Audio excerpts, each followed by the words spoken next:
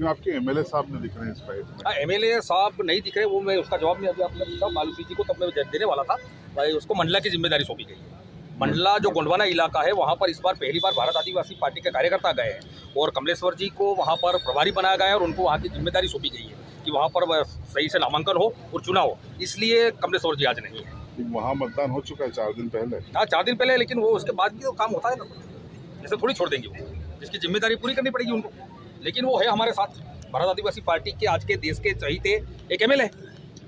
BJP आज यहाँ पर कई बार मंत्री रह चुके हैं, कैबिनेट मंत्री रह चुके हैं। आप मुझे बताइए, सबसे ज्यादा अगर पलायन पर जाते हैं तो यही झाबुआ, अलीराजपुर, जोबट और रतलाम। आज की स्थिति ये है, एक एक घर पर जाके देख लो ताला लगा हुआ, एक ही व्यक्ति एक घर पर मिलेगा। क्यों? क्योंकि वो जॉब पे नहीं गया, वो मजदूरी तिहाड़ी पे गया हुआ है। इनको अच्छी तरह से पता होना चाहिए कि ये एक आदिवासी ट्राइबल क्षेत्र है, पूरा 5वीं अनुसूची का क्षेत्र है और यहाँ पर जितने भी भाई लोग हैं आदिवासी कम्युनिटी के रहते हैं। तो अगर ये लोग इस तरीके से बात कर रहे हैं कि हमने आदिवासियों के साथ इतना बड़ा डेवलपमेंट किया, वो चीज़ें किया, लेकिन जिस रास्ते से गुजरेंगे वहाँ पर ये कंडीशन है कि अभी तक जहाँ पर इन्हें प्रधानमंत्री का जो मकान बना रखा है वहाँ पर छत तक नहीं डल पा रही है। इतनी बड़ी झूठी बात करते हैं, ये दोगले टाइप बात करने वाले लोग हैं, इनके ऊपर भरोसा। अगर हाँ, आज जो जितने यहाँ पर एक भी बुद्धिजीवी दिख रहा है आपको क्या? सारे के सारा युवा इसलिए खड़े हैं, ये पढ़े लिखे एजुकेटेड है, बीए, एमए, एमकॉम कर करके घूम रहे हैं और बेरोजगार। आज तो देखो ना, इतने समय से ये पार्लियामेंट के अंदर जीत के जा रहे हैं, मंत्री बड़े बड़े चीज़ें रहे हैं, कांतिलाल जी भूरिया जी रहे हैं और गुमान सिंह जी भी रहे हैं, लेकिन आज तक बैकलॉग पदों की भर्ती के लिए आज तक आवाज़ उठाई क्या इनने? अगर आज इस तरीके से आवाज़ उठाते तो हमको यहाँ पर मैदान में आने की जरूरत ही नहीं थी। आज सारे के सारे युवा उनके समर्थन में रहते हैं। कहीं ना कहीं उनकी गलती है, कहीं ना कहीं इन चीज़ों को हमको दोहराना नहीं चाहिए, क्योंकि सबसे बड़ी गलती है उनकी कि सिर्फ एक बार इलेक्शन जीतने के बाद 5 साल तक इन चीज़ों को भूल जाते हैं कि होंगे युवा। आज अगर इतनी अच्छी क्वालिफिकेशन, इतनी अच्छी क्वालिटी अगर हमारे अंदर रहती तो आज हमारे जितने भी बेरोजगार युवा है आज भटकते हुए पूरे रतलाम, यानी कि यहाँ से 160, 70, 200 किलोमीटर से यहाँ तक आने की जरूरत नहीं पड़ती हमको। क्या शुभ नाम है? मेरा नाम राजेंद्र मेघा है।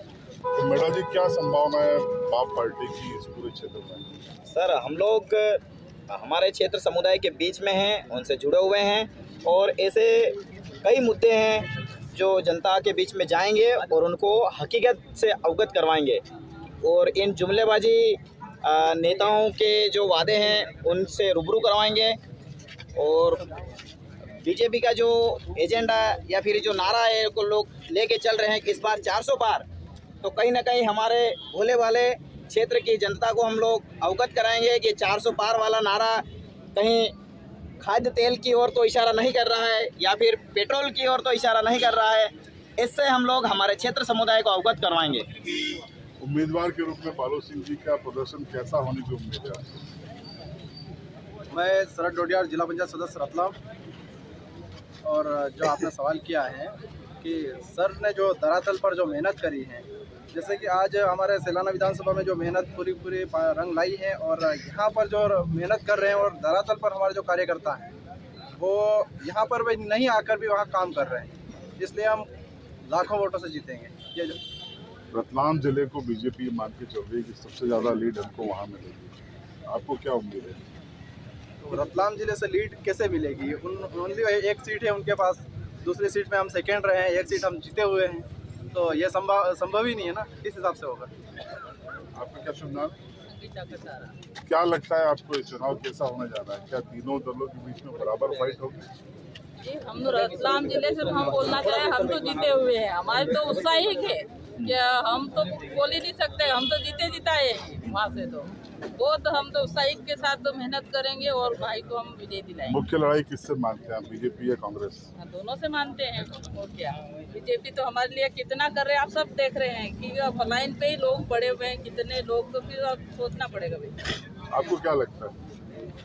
बिल्कुल, भारत आदिवासी पार्टी की आवाज़ हमारे बालू सिंह जी गांवड़ दिल्ली में आवाज़ बुलंद करेंगे, ये पूरी पब्लिक की तरफ से मैं बोलती हूँ। आपके जिला पंचायत क्षेत्र में क्या वातावरण है लोकसभा चुनाव को लेकर? अच्छा वातावरण है और इस बार हम लोग जैसे हमारा विधानसभा में 74,000 वोट आया था, इसमें डबल वोट लाएंगे। हमारे विधानसभा में कम से कम 2 लाख ऊपर वोट है, तो 1.5 लाख पार होगा।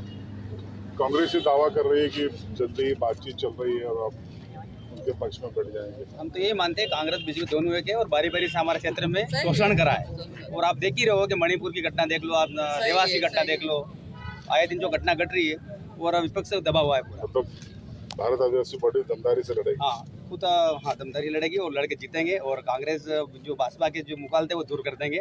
और एक जो नारा है उनको कि हम 400 पार है, वो 400 पार नहीं, वो तड़ी पार है पूरे के पूरे। तो क्या मुद्दा रहने वाला है आपके हिसाब से? सबसे